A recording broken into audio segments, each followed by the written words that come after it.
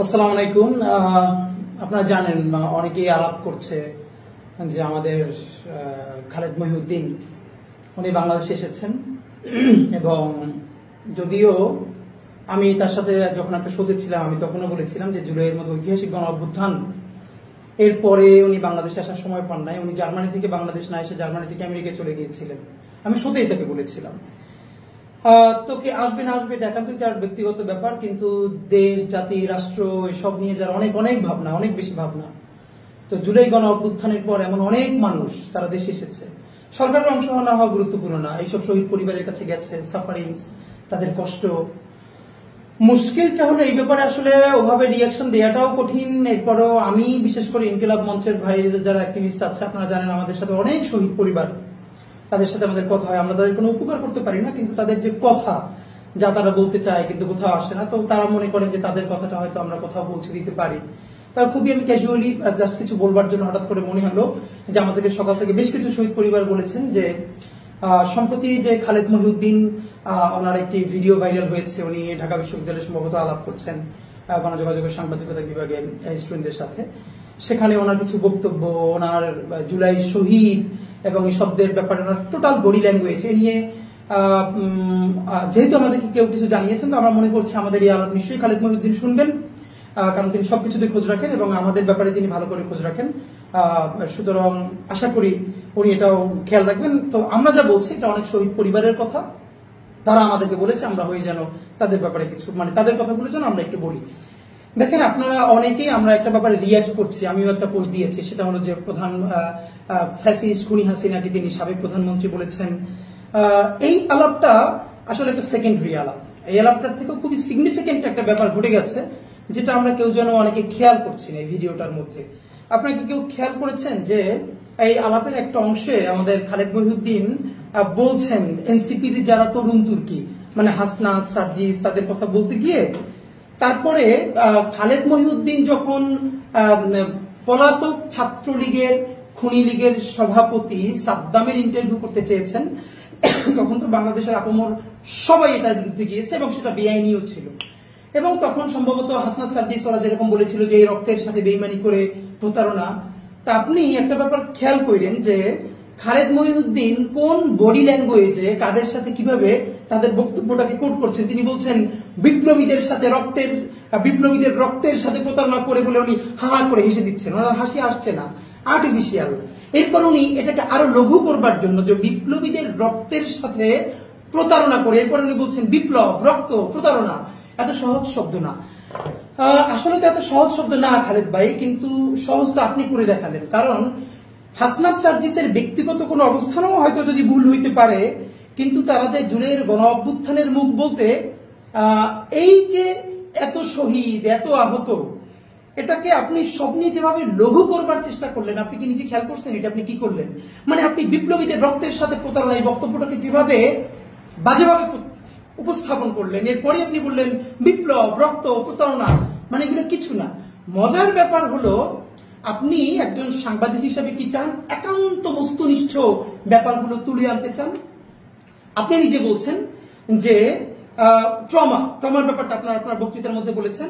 Even আমেরিকায়ও যদি কোনো victim আবার সেই ইন্টারভিউ দেখে আরো ট্রমাটাইজড হয়ে যায়, তাহলে তাকে বাংলাদেশের আইন তো কভার করেই না, আমেরিকার কোথাও কভার করেন, এটা আপনি বলেছেন। এর পরেও আপনি বলছেন যে তবে এটা এত বিগ, আপনি সাবেক প্রধানমন্ত্রী হাসিনার ইন্টারভিউ করতে চান যদি আপনার জেলেও যাওয়া লাগে। দেখেন আপনি কি বিরাট বিপ্লবী ভূমিকায় অবতীর্ণ হয়েছেন, যেবার আপনি জেলে গিয়ে হইলেও হাসিনার ইন্টারভিউ করতে চান। মজার ব্যাপার হইল, কারণ কি এই জুলাইয়ে কি হইছে না হইছে, প্রথমত এটা আপনি সাদ্দামের কাছ থেকে শুনতে চাইছেন। আমার কথা হইল আপনার কাছে প্রথম প্রশ্ন, জুলাই কি হয়েছে না হয়েছে, সাদ্দামের ইন্টারভিউ করা তো প্রথমত আইনি নিষেধাজ্ঞা আছে। মোরাল গ্রাউন্ডে কতটুকু জার্নালিজম এটাকে সাপোর্ট করে সেটা নিয়েও তর্ক বিতর্ক আছে। আমার আপনি একটা কথা বলেন, সাদ্দাম তো কিলার, হাসিনা তো কিলার, খুনি, এটা বলতে আপনার খারাপ লাগলেও বাংলাদেশের শহীদ পরিবারের খারাপ লাগে না। আপনি গত 14 মাসে বা 15 মাসে জুলাইতে কি হয়েছে ভিডিও না দেখা টকশোনা কইরা জুলাই গণ অভ্যুত্থানের মধ্যে ধরলাম আসে নাই। দেখেন আপনার ব্যাপারে অ্যালিগেশন আছে, আপনি এটার উত্তর দিয়েন। এটা ফেসবুকে প্রচুর ভাইরাল হয়েছে, জার্মানিতে থাকে আমাদের বাংলাদেশি অনেক যারা স্টুডেন্ট, তারা এই জুলাই গণ অভ্যুত্থানে হত্যা চলাকালে তারা রাস্তার পাশে দাঁড়িয়েছিল প্রতিবাদ করবার জন্য। আপনি সামনে থেকে আপনার অফিসে হেরে যাচ্ছিলেন, তারা আপনাকে রিকোয়েস্ট করেছে যে খালেদ ভাই আপনি 5টা মিনিট দাঁড়ান, আপনি কর্ণপাত না করে হুড় হুড় করে অফিসে চলে গেছেন। কই, বাংলাদেশের তো অনেক প্রফেশনালস যারা পৃথিবীতে বাইরে ছিল, তারা তাদের পুরো প্রফেশনকে ঝুঁকিতে ফেলে শিক্ষার্থীদের সাথে দাঁড়িয়েছিল এবং তারা জনতার কাতারে দাঁড়িয়েছিল। আচ্ছা, আপনার নিজের অবস্থান যে আমি দাঁড়াবো না, আপনি না দাঁড়ালে আপনারা কেউ জোর করে দাঁড় করাতেও পারবেন না। জার্মানির মতো জায়গায় যেখানে স্টুডেন্টরা এত ঝুঁকি নিয়ে ভূমিকা নিয়েছে এবং তারা প্রোটেস্ট করেছে, আপনি তাদের সাথে তো একাত্মতা পোষণ করেনি নাই, তারা রিকোয়েস্ট করেছে তারপরও আপনি যান নাই। কিন্তু এরপর আপনি যখন আবার জার্নালিজম শুরু করলেন, আপনি বাংলাদেশে ডকুমেন্টেড 1400-এর বেশি শহীদ, 30-40 হাজারের বেশি সিভিয়ারলি আহত, চিরতরে অন্ধ, পঙ্গু, শিশু, আপনি তাদের একটা ইন্টারভিউ করেছেন এসে? আপনি একটা শহীদ পরিবারের কাছে গেছেন, একটা আহতের সাথে কথা বলেছেন? আপনি কি করলেন? আপনি জুলাই গণ অভ্যুত্থানকে দেখতে চাইলেন সাদ্দামের চোখে, সাদ্দামের লেন্সে, কারণ পলিটিক্সটা আমরা বুঝি। আপনার যে আমেরিকায় যে ঠিকানা চ্যানেলটা দেখেন, আপনি ডয়েচে ভেলেতে যখন ছিলেন, এখান থেকে আপনি এত বোকা, এত ছোট মানুষ না যে ডয়েচে ভেলের মতো প্ল্যাটফর্ম চাইরা একটা নতুন, এখন পর্যন্ত যেটা ওরকম করে স্পার্ক করে নাই, সেই ঠিকানায় গিয়ে উঠবেন। কারণ আপনার ওয়েস্টে যাওয়া এবং এই ঠিকানায় আমরা এটাও জানি যে আপনার যে ঠিকানা, এইটাকে ওখানে যারা এস্টাবলিশ করেছে এটার সাথে কিভাবে আওয়ামী ফাইন্যান্স জড়িত। কিন্তু আমি বলতে চাই, আওয়ামী ফাইন্যান্স হলেও তো কোনো সমস্যা নাই, আপনি জার্নালিজমটা করলেই হইলো। সেটা আওয়ামী লীগের চ্যানেল হইলো না, হাসিনার চ্যানেল হইলো, আমার কোনো সমস্যা নাই। আপনি সালমান এফ রহমানের চ্যানেলে চাকরি করছেন না, আপনি চাকরি করছেন, এইটা কোনো প্রবলেম না। কিন্তু আপনি যখন এই গত 14 মাস ধরে সবার সাথে শো করছেন, হাসনাতকে, সার্জিসকে, ওকে ছাইনিকে চেপে ধরছেন, আপনি একটাবার, এবং আপনি কি করতেছেন, জুলাইকে আরো ভালো করে বুঝবার জন্য আপনি সাদ্দামের কাছে কথা বলবার চেষ্টা করছেন। এবার আপনি জেলে গিয়ে হাসিনার সাথে কথা বলতে চান, জেলে গিয়ে হলেও। বলেন তো, গত 14 মাসে আপনি কয়টা শহীদ পরিবারের সাথে, তার মা, তার বাবার সাথে কথা বলেছেন? আপনি কয়টা চিরতরে অন্ধ মানুষের সাথে কথা বলেছেন, চিরতরে পঙ্গুর সাথে কথা বলেছেন? আপনি যদি ওরকম জার্নালিজম করতে চান, তাহলে সকল শহীদের পরিবারের সাথে কথা বলে, আহতদের সাথে কথা বলে, তারপর তাদের অ্যালিগেশনটা কতটুকু সত্য, কতটুকু মিথ্যা, মিথ্যা হওয়ার সুযোগ নাই। কারণ ইট হ্যাপেন্ড, এটা ক্যামেরার সামনে ঘটেছে, লাশ জ্বালিয়ে দেওয়া হয়েছে, ক্যামেরার সামনে ঘটেছে। এরপর আপনি চাইলে তাকে বলতে পারেন যে আমি আপনার একটা, কেন ওসামা বিন লাদেনের ডিটেল ইন্টারভিউতে নিয়েছে আমেরিকা থেকে এসে। তো আপনি কিন্তু সেটা না করে, আপনি কোন শহীদ পরিবারের সাথে কথা না বলে, আপনি একজন খুনি, যাকে মানে খুনিকে খুনি বলতে আপনার তো দ্বিধা কেন? মানে খুনি হাসিনা খুন করছে কিনা এটা নিয়ে আপনার দ্বিধা আছে? আপনি একটু খালেদ ভাই বললেন তো যে হাসিনা খুন করছে কিনা, এইটা জানার জন্য আপনি ঢাকা ভার্সিটির বলতে ওদেরকে বলতেছেন আর একটু ভালো করে জার্নালিজম পড়ে। ওখানে ব্যাপারে বলেন তো, আর একটু কতটুকুন ভালো করে পড়াইলে খুনিরে খুনি বলতে পারবে একাডেমিশিয়ানরা এবং জার্নালিস্টরা? মানে কতটুকুন ভালো করে পড়াইলে, আর কতটুকুন ভালো করে পড়াইলে যে 4টা ইলেকশন দেশে কোনো ভোট হইতে দেয় না। প্রথমে 111 ইলেকশন, তারপরে 14তে ভোট হয় নাই, 18তে ভোট হয় নাই, 24-এ ভোট হয় নাই, এবং সেই ভোট না হওয়া, দিল্লির ক্ষমতায়িত হওয়া একজন ফ্যাসিস্টকে আপনি প্রধানমন্ত্রী বলতে বলতে মুখে ফেরা তুলে ফেলেন। আপনি এই সরকারকে বারবার বলছেন, আমি অনেক টকশোতে শুনছি যে এই সরকার তো আমার সরকার না। ফাইন, নাই হইতে পারে, আপনি এটাকে রিপ্রেজেন্টেটিভ মনে নাও করতে পারেন। এবার আপনি বলেন তো খালেদ ভাই, এই সরকার যদি আপনার সরকার না হয়, তাহলে আওয়ামী লীগের গত 15 বছরে যেখানে কোনো মানুষ ভোট দেয় না, এমনকি আওয়ামী লীগ নিজে যে দাবি করে তাদের 25% বা 20% ভোটার আছে, তারা 2% মানুষ কেন্দ্রে যায় না, তাহলে কেন্দ্রে এত কুকুর ঘুমাইতো না। তাহলে যেখানে কোনো ভোটার ভোট দেয় নাই, সেই সরকার তো আপনার আমার বাংলাদেশের কারো সরকার না। আপনি কোনোদিন আওয়ামী লীগের কোন মন্ত্রীরে একবার জিজ্ঞেস করছেন এই সরকার আমার না? বলছেন? কোন এমপি বলছেন? হাসিনারে কোনোদিন জিজ্ঞেস করছেন? হাসিনার যখন আপনি প্রেস ব্রিফিং করতেছিলেন, আপনি জিজ্ঞেস করলেন একটা প্রশ্ন যে সবাইকে ঠিক মতো দায়িত্ব পালন করতে পারবে? হাসিনা আপনার মৃদুস্বরে একটা ধমক দিয়ে দিলেন, আপনি মিষ্টি করে হেসে হেসে পড়লেন। এই যে আপনি ইনুসরে ছিঁড়ে ফেলে টাইনে ছিঁড়ে ফেলেন, এটা তো আমি মনে করি ইনুসের ক্রেডিট। আপনাদের যখন কেউ এটার বিরুদ্ধে ফোন দেয় নাই, তো হাসিনা আপনার এটা বলবার আপনার পর আপনি তো তার সামনে কোনো প্রতিবাদ করেন নাই। সেই ভিডিও ফুটেজ এখন আমাদের সামনে তো আছে, আপনি সুন্দর করে হেসে বসে পড়ছেন। তো মজার ব্যাপার হলো খালেদ ভাই, আমি আপনাকে যেটা দেখেন, তো সাদ্দামের লেন্স দিয়ে আপনি বাংলাদেশ দেখতে চান। এখন আপনি কি বলতেছেন? সাবেক প্রধানমন্ত্রী। যেই কারণে আপনি যদি বলেন এইটা তো কোনো নির্বাচনই হয় না, সুতরাং প্রধানমন্ত্রী কি আপনি বলেন, তারপর আপনি তাহলে হাসিনারে গ্লোরিফাই করতে মনে চাইলে করেন, এটা নিয়ে আমার কোনো আপত্তি নেই। কিন্তু আপনি হাসিনারে গ্লোরিফাই করতে গিয়া জুলাই গণ অভ্যুত্থানের কতগুলো শহীদ, তার রক্ত, তার বিপ্লব, আপনি তাকে কিভাবে মানে কি বাজে বডি ল্যাঙ্গুয়েজে ট্রিট করতেছেন আপনি খেয়াল করছেন? আপনি জুলাই গণ অভ্যুত্থান রক্ত এইসব বলে হো হো করে হেসে উঠতেছেন, আপনি হাসতেছেন না, আমরা দেখতেছি। আপনি জোর করে টেবিল চাপড়ান, এটা কি পরিমাণ লঘু করার পলিটিক্সটা আপনি করতেছেন? খালেদ ভাই আমার একটু সত্য করে বলেন তো, গত 14 বছরে যে সময় বাংলাদেশের ইন্টারন্যাশনাল ডকুমেন্টারি দরকার ছিল এই শহীদ পরিবারগুলো নিয়ে, আহত পরিবার নিয়ে, একটা দিন আসতে পারেন নাই, ঠিক এখন কার পয়সায়, কার প্রেসক্রিপশনে, কাদের পরামর্শে আপনি বাংলাদেশে আসলেন? যখন খুনি হাসিনার রায় কবে হবে আন্তর্জাতিক অপরাধ ট্রাইব্যুনালে, তার তারিখ মোটামুটি ঘোষণা হবে আগামী 1 সপ্তাহ 10 দিনের মধ্যে। এবং যখন জেনারেল ঘাতক জেনারেলদের বিচার শুরু হয়েছে এদেশে, যখন আওয়ামী লীগের এবং হাসিনার চূড়ান্ত বিচারের পর্যায়ে গেছে, তখন আপনি এসে এই জুলাইয়ের ক্যারেক্টার গুলোকে যেমনি ভাবে লঘু করবার চেষ্টা করতেছেন, রক্তপাতকে লঘু করবার চেষ্টা করতেছেন। এবার আপনি বলেন না, আপনি মানে কোন কারণে অথবা কার পরামর্শে আসছেন বলেন না প্লিজ। দেখেন আমি আপনাদের আর কয়েকটা কথা বলতে চাই। এখানে আপনি হাসনাতকে একবার একটা টকশোতে বলছিলেন, হাসনাত যখন ওই যে ঝামেলা হয়েছিল, যে চোরকে ধরিয়ে দেওয়া তো আপনার কাজ না, আপনি বলছেন ওকে। তো তখন এর মানে কিন্তু মানে এটা বেআইনি, যে হাসনাত ওরকম করে ধরাইতে পারে না। তো আমি অন্য জায়গায় বলছিলাম যে নাগরিক হিসেবে কেউ চুরি করতে দেখলে তার ধরাই দেওয়া তো নাগরিক কাজ। এরপরও আইন যদি কাভার না করে তাহলে ঠিক আছে, এভাবে ধরাই দেওয়া যায় না। তাহলে চোরকে ধরাইয়া দেওয়ার ফলে হাসনাত যদি বেআইনি কাজ করে, তাহলে বাংলাদেশ এবং আন্তর্জাতিক যে স্ট্যান্ডার্ড আছে, যে ভ্যালিউজ আছে, কাস্টমস আছে, তার বাইরে গিয়েও আপনি হাসিনার ইন্টারভিউ করে জেলে যাইতে চান? আপনি আমারে বলেন তো, গত 15 বছরে যত আওয়ামী লীগের মন্ত্রী এমপিদের সাথে আপনি টকশো করছেন, আপনি একজনও ডিরেক্টলি বলছেন যে আপনি তো বিনা ভোটের এমপি, আপনি তো ভোট ছাড়া মন্ত্রী? না, বলেন না। আমি আপনার মনে করাই দিই, করোনার সময় আমির হোসেন আমু আপনি একটা ইন্টারভিউ নিতেছিলেন, ইন্টারভিউ নেওয়ার সময় আপনার দুই একটা প্রশ্ন শুনি না, তার ভালো লাগে না, সে মাইকটা ছাইরা উইটা হাইটে গেছে। আপনার হাতে কলম ছিল, আপনি রাগে ক্ষোভে কলমটা আস্তে করে ছেড়ে দিয়েছেন। আপনি একটা শব্দ বলেন নাই, কোনো প্রতিবাদ করেন নাই। এখন এই অবস্থা হইলে কেমন করবেন আপনি চিন্তা করেন তো। দেখেন আপনি ক্ষমতার কাছে কি পরিমাণ নতজানু ছিলেন। ওই আমু যে রিয়েকশনটা আপনারে দিছে, আপনি কি উঠে বলছেন এই আমু সাহেব আপনি কিন্তু বিনা ভোটের এমপি, ভোট চুরির মন্ত্রী? শেখ হাসিনা তো দূরের কথা, আপনি বলতে পারেন না, কিন্তু সেই বিনা ভোটের প্রধানমন্ত্রীর আপনি বারবার প্রধানমন্ত্রী হিসেবে পোট্রি করতেছেন। অথচ আপনি নিজে দেখেছেন, আপনি দেখবেন কেমন? আপনি তো 14 মাস দেশে একবার আসেন নাই, একটা শহীদ পরিবারের সাথে কথা বলেন নাই। জুলাই কি হয়েছে এটা আপনি প্রথমে সাদ্দামরে দিয়ে করাইতে চান কেন? লক্ষ লক্ষ মানুষ হবে, ভিউ হবে, আপনার সাবস্ক্রিপশন বাড়বে। এবার আপনি হাসিনার নিয়ে আলাপে আনতে চান, তো এটা তো আমরা বুঝি। তো হাসনাত যদি বেআইনি কাজ করে থাকে, তাহলে এবার এই বেআইনি কাজ তার থেকে 1000 গুণ বেআইনি কাজ আপনার করবার মতো এখতিয়ার কে দিল, বা আপনার কোন মোরাল গ্রাউন্ড এটারে সাপোর্ট করতেছে ভাই? একটু আমারে বললেন তো। আপনার আর একটা কথা বলি ভাই, ধরেন আপনি যেটা করেন, এই কথাটা আমি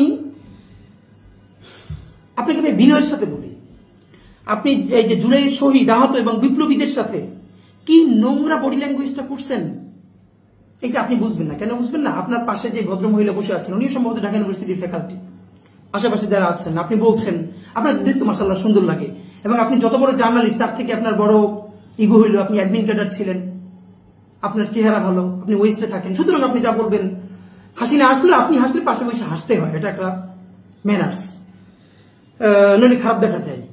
কিন্তু আপনি শহীদ পরিবারগুলোর সাথে একটা খুনিকে খুনি না বইলা, যখন প্রধানমন্ত্রী বইলে, সাবেক প্রধানমন্ত্রী বইলে গ্লোরিফাই করেন, একজন শহীদ কি পরিমাণ কষ্ট পায় এটা আপনি জানবেন না। আপনি যদি জানতে চান তাহলে আমাদেরকে প্লিজ ফোন দিয়েন, আমি আপনার অন্তত 100 শহীদ পরিবারের সাথে কানেক্ট করাই দিব, আপনি তাদের সাথে কথা বলেন, শুধু তাদের কষ্টটা, এটা আপনার গায়ে লাগবে না। গায়ে লাগবে না কেন? এই শহীদ পরিবারগুলোর ট্রমা আপনি বুঝবেন না, কারণ আপনি এই সময় রাজপথে থাকা তো দূরের কথা, আপনি রাজপথে ছিলেন না। এমনকি ওখানে যারা জার্মানিতে আন্দোলন করেছে তাদের সাথেও ছিলেন না।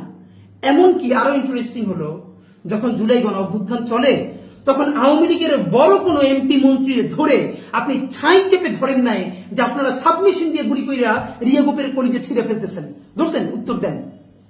আপনি যেগুলো কিছু করেন নাই, সুতরাং আপনি মানুষ মরে যাচ্ছে, মানুষের কলিজে ছিঁড়ে যাচ্ছে, এখনো চিরতরে একটা 16 বছরের শিশু অন্ধ হয়ে গেছে, আর আপনি এটার সাথে কথা বলতে গিয়ে আপনি হাসতেছেন, আপনি নর্মালাইজ করতেছেন। এই পলিটিক্সটা আমরা কি কতটুকু বুঝিবার? শহীদ পরিবার প্রচন্ড কষ্ট দেয়।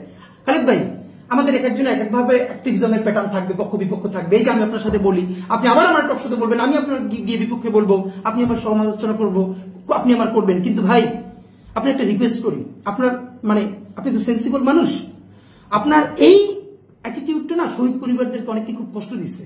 আপনি তাদেরকে একটা সরি বলে দিন, তাতে আমার মনে হয় আপনি বড় হবেন। আপনার এই কাজটা উচিত হয় নাই।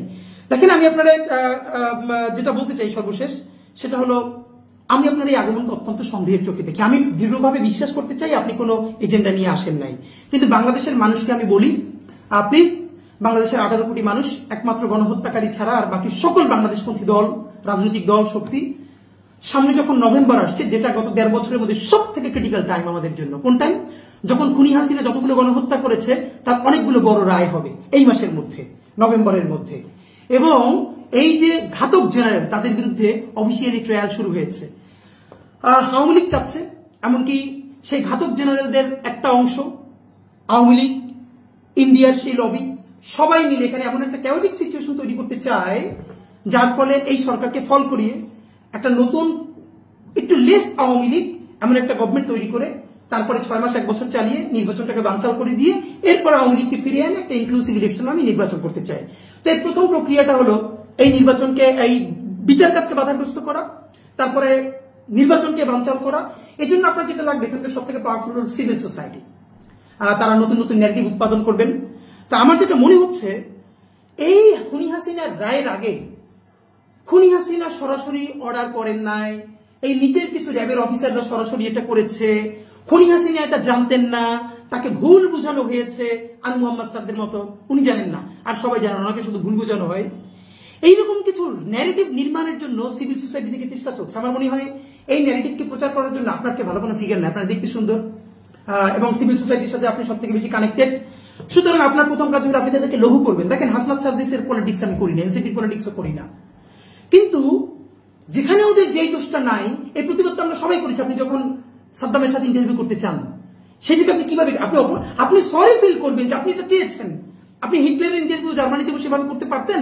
আপনি কি এখন আজকে জার্মানিতে যদি থাকেন, আর এখন যদি হিটলার থাকতো, আপনি জার্মানিতে বসে বলতে পারতেন যে আমার জেল হইলে হোক, আমি হিটলারকে ইন্টারভিউ করবো? কিন্তু আপনি বাংলাদেশে বসে বলতে পারতেছেন। এর কারণ আমরা মনে করি আপনাকে এবার পাঠানো হয়েছে অনেক হিসাব নিকাশ করে। এখানকার হয়তো কোনো একটা এজেন্সি পাওয়ারফুল, তারা আপনাকে পুশ করেছে, আসেন, বাকিগুলো আমরা ঠিক করছি। আপনাকে আওয়ামী লীগ, হাসিনা, অন্যান্য যারা আছে, তারা যে কোনো ভাবে আপনাকে কনভিন্স করতে পেরেছে যে আপনি আসেন, এসে এই কথাগুলো বলতে শুরু করেন। এটা যদি না করেন, আপনি এসেই এই কথা আপনি কেন বলছেন? তো প্লিজ, আমি আপনাকে বলবো যে আপনি যে সাবেক প্রধানমন্ত্রী বলছেন, আপনি যেটা সারাদিন গ্লোরিফাই করতে পারলে আমার কোনো সমস্যা নাই, কিন্তু প্রকাশ্য দিবালোকে খুন করছে সেই খুনিকে আপনি খুনি বলতে পারেন না। কিন্তু বিনা ভোটে এমপি হয়েছে, মন্ত্রী হয়েছে এবং তাবেদারি করে দেশ বাঁচছে, তার এখন আপনার সাবেক প্রধানমন্ত্রী বলে বলা লাগে। এই যে আপনার ফেটিস, মানে এটা তো আমাদেরকে আসলে বুঝতে হবে যে আপনি কোন উদ্দেশ্যে কাকে কি বলছেন। তো আমি আপনাকে দেশবাসীর উদ্দেশ্যে বলতে চাই, সম্ভবত এইটা একটা খুনিদের প্রথম টেস্ট কেস। তারা এরকম বয়ান বিভিন্ন জায়গা থেকে তৈরি করবে, লিখবে, বলবে। যদি প্রথমবারে তারা উতরাইয়া যায়, তাহলে সেকেন্ড ফেজে তারা কোথার থেকে আরো বড় করে চেষ্টা করবে এবং বিচারকে ভণ্ডুল করবার চেষ্টা করবে। আমি সর্বশেষে আপনাদের মাধ্যমে যেটা বলতে চাই, খালেদ মহিউদ্দিন থেকে শুরু করে অন্যান্যরা এটা জীবনে সাহস পাইতো না। সাহস পাইছে শুধু রাজনৈতিক দলগুলোর অনেকের কারণে। আমরা বলেছিলাম আপনারা যে যার রাজনীতি করেন, কিন্তু জুলাইয়ের প্রয়োজনে আপনারা একতাবদ্ধ থাকেন। জুলাইয়ের ক্যারেক্টার বলি, জুলাইয়ের স্পিরিট বলি, যেটা আপনারা ধ্বংস করেন না। নিজের 5 বছরের রাজনীতি, নিজের ক্ষমতার জন্য জুলাইকে ছোট করেন না। জুলাই না বাঁচলে বাংলাদেশ বাঁচবে না, স্বাধীনতা, সার্বভৌমত্ব বাঁচবে না। খালেদ মহিউদ্দিন চিন্তা করলেন, ও এখন যদি আমি জুলাইয়ের ক্যারেক্টার গুলোকে নিয়ে মকারি করি, রক্ত, বিপ্লব, এইরকম করে বলি, তাহলে আমার প্রথম শেল্টার দিবে বিএনপি। কারণ এনসিপি, যেহেতু তারা এখন এনসিপির ক্যারেক্টার হয়ে গেছে, সুতরাং তাদের বিরুদ্ধে বললে কোনো সমস্যা না, আমাকে বিএনপি শেল্টার দিবে। তো এই যে আমাদের পলিটিক্যাল বিভাজন হইল জুলাইকে কেন্দ্র করে, আজকে বিএনপির বিরুদ্ধে বলে শেল্টার দিবে এক গ্রুপ, আবার এনসিপির বিরুদ্ধে বলে বিএনপি শেল্টার দিবে, করে করে আপনারা একদিন দেখবেন, একটা কবিতা আছে না যে আজকে ওরে ধরে নিয়ে গেছে, আপনি বলবেন ও তো আমার শত্রু, ওরে ধরে নিয়ে গেছে, থাক, আমার প্রতিবাদ করার দরকার নাই, ও তো আমার বন্ধু না। এরকম প্রতিদিন আপনি চুপ করে থাকবেন, কিন্তু সর্বশেষ আপনারা নিয়ে যেদিন ধরা হবে, সেদিন আপনার প্রতিবাদ করবার মতো আর কেউ থাকবে না। কারণ এর আগে সবাইকে ধরে নেওয়া হয়েছে, কিন্তু আপনি তখন প্রতিবাদ করেন নাই।